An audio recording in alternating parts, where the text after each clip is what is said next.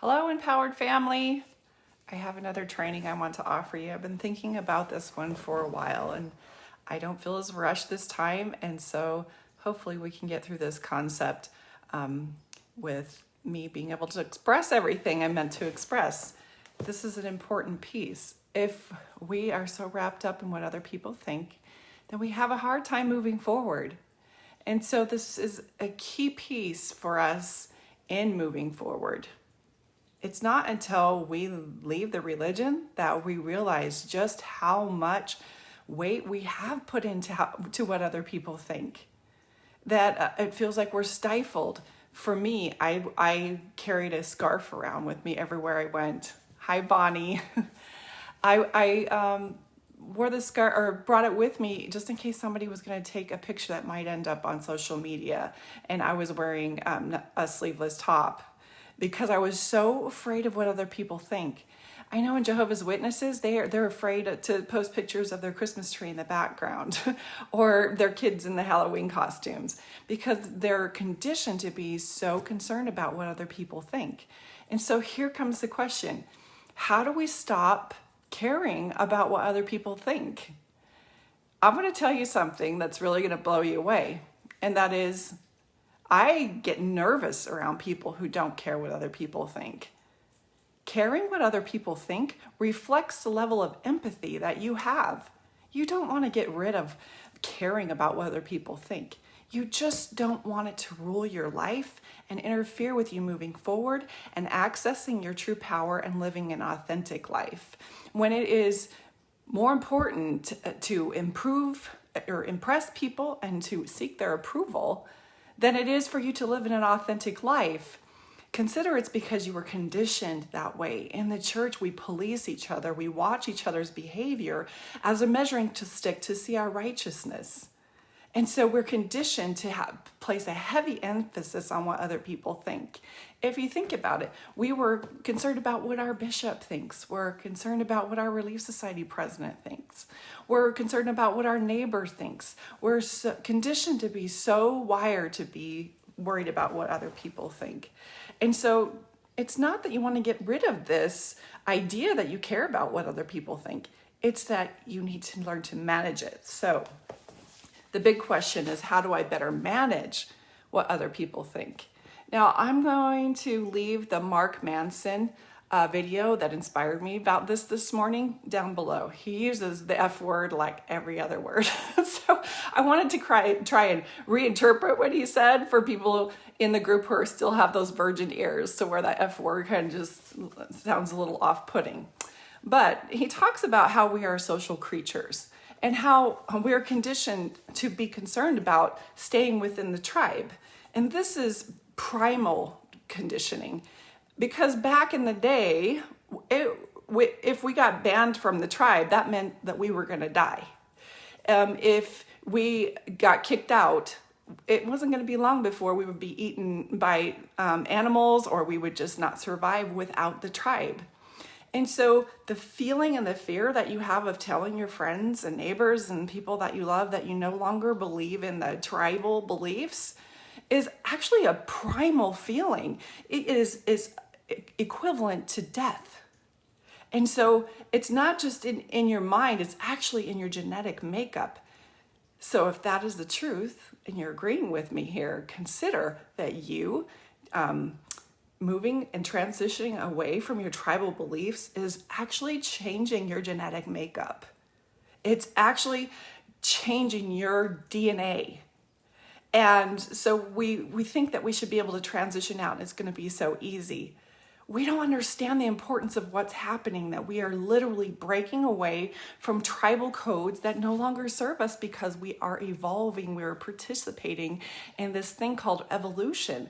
And right now, at this day and age, many people are starting to break away from those tribal programmings. Here's the cool thing. You can always choose another tribe. See, back in that day, you couldn't choose another tribe. There was no other tribe other than the one you were born into and the ones that loved you. But today you can choose another tribe. You can, associate yourself with people who are just upgraded. They're moving forward. They have expanded ideas. They're more awake. Their consciousness is expanded. They are kinder. They're more considerate. They're more aware of how they treat other people and how other people might feel about how they're being treated. And so all of this we're waking up to, you can start associating yourself with those types of people and change your tribe. So this might sound really easy, just change your tribe. It's that simple, right? No. And that's what I love what Mark Manson says about this. Although that is what we can do to help stop being so worried about what other people think, is change who it is we're trying to impress. Change who it is approval that we're seeking. That's one way to do it. And I think it's a very effective way, but it's really not as easy as it might sound.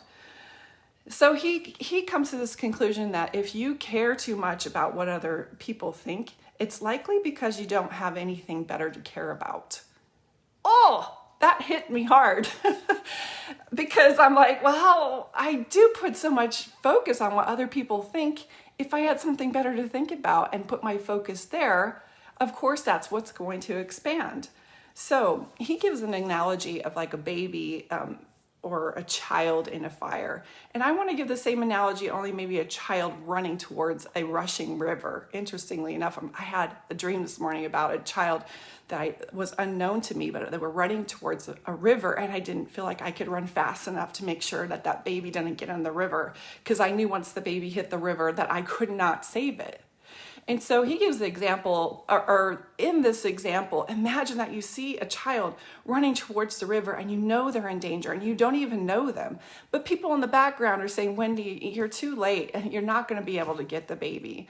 What are you doing? You know, why are you going to risk your life for that baby? Do I care what they think? Do I care what they're saying? Am I taking all that into consideration? No, because I'm saving that child, or I'm willing to risk my life to save that child. So I love this analogy, in that the one that we are saving right now, that we're in the business of rescuing right now, that we're in the business of re-establishing and developing right now, is you.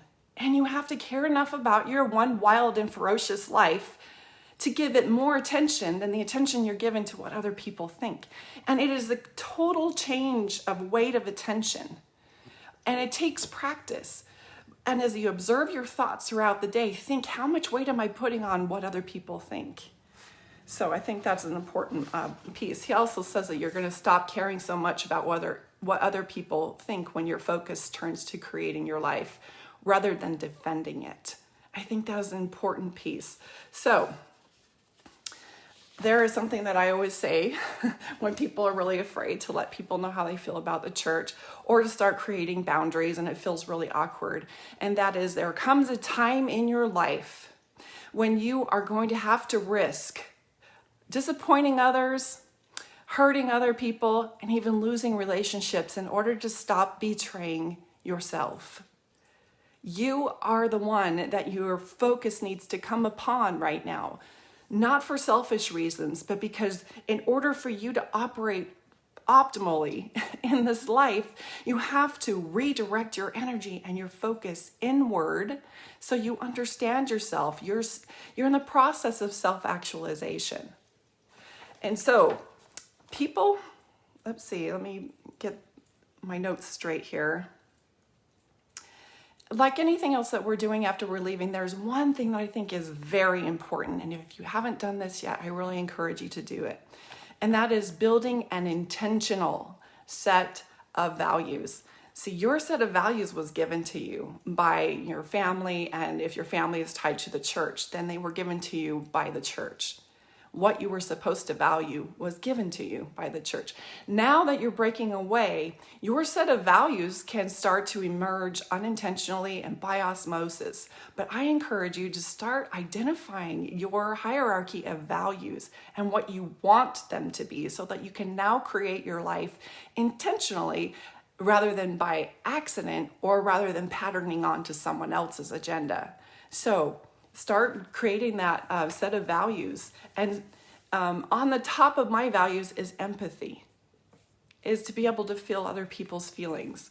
So if I have empathy, but I don't care about what other people think, that's not going to work. I do care about what other people think, but I don't place it above what I think and what I feel. And so now you're reassigning that empathy and you're getting it to work for you rather than getting it to work against you. You see, your empathy was manipulated in the church. You were supposed to care more about the church than you cared about your own self. So here's an example. If I care more about what other people think than I care about creating my own life, what other people think is going to be my motivator and the premise of all that I do instead of turning to my own wisdom and my own vision. If all my validation and my whole reason for existence comes from external sources, then what other people think of me becomes more important than what I think of me. So you end up living your life for other people. And the worst kind of disempowerment is that we are taught what other people think is more important than what we think. And we're taught this through self-sacrifice, as if sacrifice were the highest, sacrificing ourselves was the highest and greatest thing that we could do for others. It's not a sustainable idea. In fact, it exhausts us because you're trying to draw your power from an empty well, or you're trying to get power from other people rather than accessing it and resourcing it from yourself. You must have something more important to pursue than impressing others and gaining their approval. The person whose approval you seek right now is your own. The person that you must impress is yourself, because you're starting to listen to what it is you want to grow and develop into. For an example, do I care that making a boundary is going to upset the other person or even risk losing that relationship? Yes, I absolutely do care, but my own health and my own need to grow has become more important than their approval and their feelings. Do I care that telling the other person the truth about where I stand with the church is going to make them sad and afraid? Absolutely, I do care. I do care about their feelings.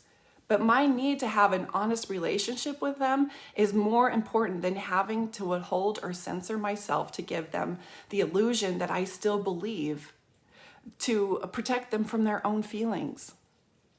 So when I talked about establishing your values compared to the values that were imposed on you with the church, I want to give, in closing here, I want to give an example of what happens when our values are given to us and our values are mapped onto us through the church. For example, in the church, one of our highest values, whether we believe it or understand it, it's not intentionally taught, but it is very high up on the rung, and that is what other people think. What the Lord thinks, what the prophet thinks, what our bishop thinks. It is high up there on our values. Obedience.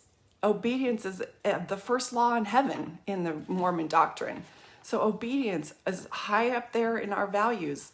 Faith, sacrifice, protecting the religion at all costs. How many times have you defended the religion when inside you're feeling, there's a point here?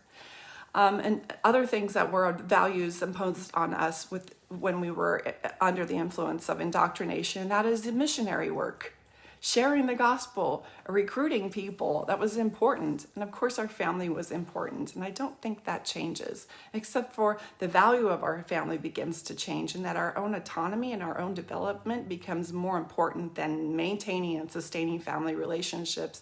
If we can't grow within that, it's not that we want to alienate ourselves from this family. It's that if we can't grow within that family dynamic, then it is our responsibility, our prerogative to leave so that we can provide an environment so we can grow. So that's a list of some of the values that we learn that were imposed upon us in the church. Here are some of the self-actualizing values that people are starting to identify. And I'm not going to tell you where to put those values. I will let you know how they kind of are ordered for me. But you are in charge of setting those values and understanding those values and placing those values as a firm foundation. So many people, they say, man, I feel like the world underneath me has just crumbled and I don't know where I stand. I'm in for a free fall and there's no ground to lie upon. That's because you are responsible for building that foundation. And that foundation is your value system. That's why this is such an important activity. So some of my self-actualizing values is the truth. I want to know the truth. Whenever I build my life on a falsehood, it starts crumbling down and it spirals around and it cycles around and so much drama. So I just want to know the truth and I want to live according to the truth. So integrity is important for me. Another one is knowledge. I love learning about things. Instead of trying to fit my knowledge in the LDS box, I want to learn more and grasp more and absorb more and grow more and expand more. And growth, by the way, is definitely on my list of, high on my list of values. My growth, I mean, to me, we have one prime directive here on this planet, and that is to grow, grow, grow, grow, grow. And when we can't grow, we feel stifled. We start to shut down. We get depressed. We get discouraged. We get lost. We get confused. And so growth is very high on my values list because if I'm not growing, I feel like I'm dying. Another one is kindness. And with kindness is incorporated into boundaries because I have to also consider kindness toward myself so that I'm not involving myself in relationships where I'm being shut down or diminished or dismissed, or I'm not being treated right. So that kindness is generated towards myself and from myself to others. I honor other people's boundaries, even if I don't agree with them. If that's how they want to be treated, that is my kindness to live according to their boundaries and what they want and how they want to be treated. So another one of my values is my relationship with myself.